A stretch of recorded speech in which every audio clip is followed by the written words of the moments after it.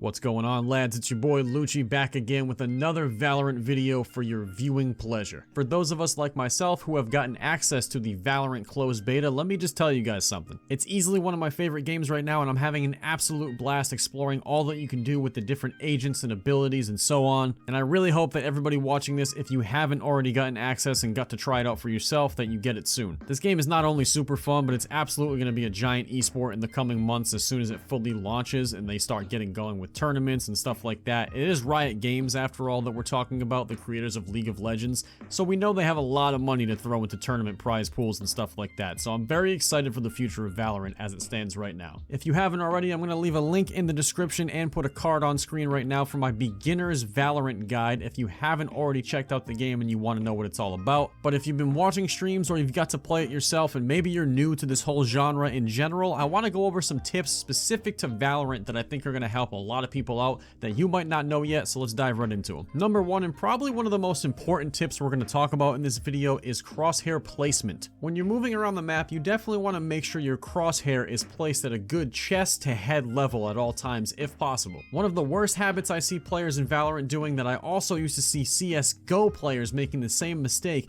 is having their crosshair basically looking at the ground because they get this sense that they can see more of the screen if they look down. And in a game like Valorant where you die very quickly if you make a mistake, it's almost imperative that you have that crosshair at least chest range. Ideally, you want to have your crosshair at head level if you want to be the most lethal when you're moving around the map, because you could just shoot right for the head, but the upper chest neck area is also a great place to keep your crosshair because the recoil of the guns is going to pull up and you're going to go into some headshots anyway, but you definitely don't want to be looking at the ground or like their knee level, because then you have to adjust your aim too much when you see an enemy and it just kind of gets messy. So when moving around the map or rotating to new spots, at least get used to the idea of having your crosshair right around chest level, upper chest level, so that if an enemy does happen to surprise you, you're pretty much right on target and you can take your shots. You only have to adjust left or right rather than left, right, up, down, and all the like. The next tip is wall banging. Yes, that means you can shoot through certain surfaces and walls in Valorant and have your bullets come out of the other side. Now, this doesn't work for every surface. Big, thick concrete slabs and other stuff like that, your bullets most likely won't go through, but if they can go through, the game lets you know by two different indicators of your bullet marks. When shooting a surface that you think your bullets might be able to go through, just look for this. If your bullet holes are going through the surface and coming out the other side, it'll tell you by showing you bullet holes. If that surface is unable to be shot through, your bullet holes won't be holes at all. It'll show up as kind of like these light cracks and they'll quickly disappear. Wallbanging can be useful in a lot of different situations. If you're able to use an ability to spot an enemy player on the other side of a wall and you know that surface is penetrable, you can just spray through the wall and good chance you'll get a kill. Likewise, if an enemy is hiding behind a box and planting the bomb and you know the general area, you can start spraying through the wall and maybe get a few shots off and scare them out of planting the bomb, making them come out of their cover. I don't want to say wall banging is a staple part of the gameplay because it doesn't happen all the time, but when you do make it work, it's extremely satisfying and it's a big play. If you want to know what spots you're able to shoot through, simply load up these maps in a custom game and go around the map and just shoot some stuff. You'll be able to tell which angles are good for getting wall bangs off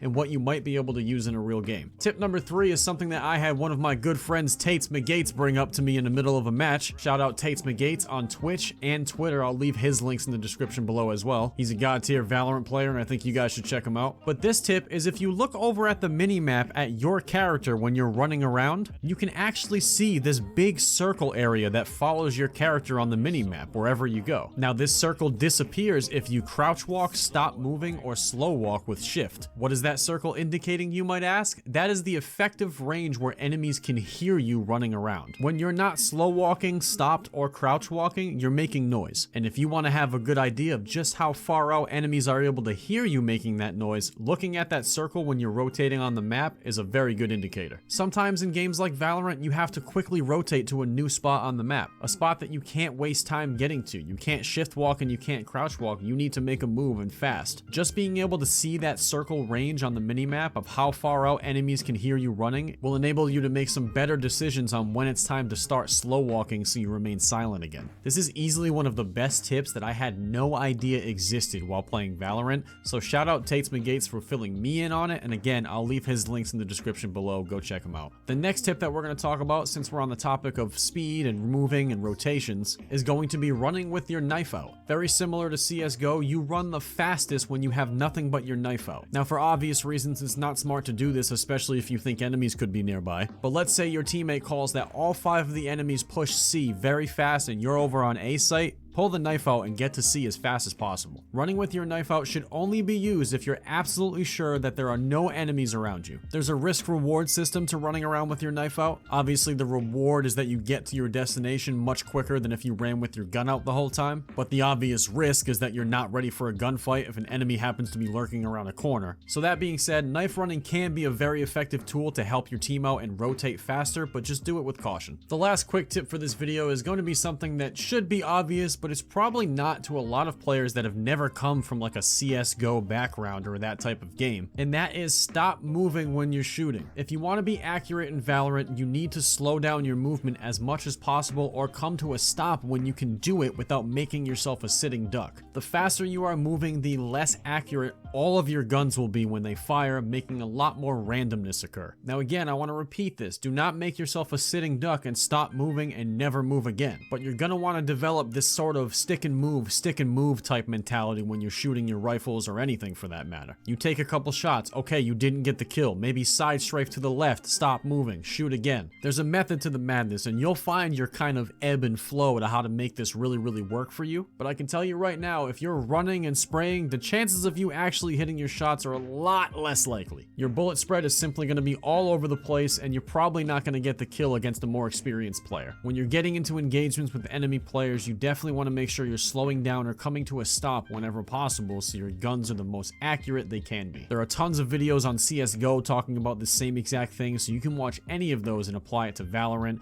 and I'm sure people will be talking about it more and more as Valorant progresses. If you guys are not already subscribed, make sure you hit that subscription button below. I'd really appreciate it. Obviously, it helps out the channel. If any of my tips helped you out today, please leave a like rating and a comment down below letting me know which tip helped you the most, or maybe some other tips that you have that I didn't go over today. There's more Valorant content on the way as I continue to grind the ever-living hell out of this game. I'm having an absolute blast with it, and I hope you guys get to experience it ASAP if you haven't already. I'll be making videos covering each of the maps and good angles to hold on both offense and defense. Most likely some agent guides, with Cypher probably being the first one, as he is who I'm currently maining, and all types of other Valorant content, so stick around. It's going to be a good time. That's all for today's video. Check out all my social medias and recent videos in the description below, and as always, peace!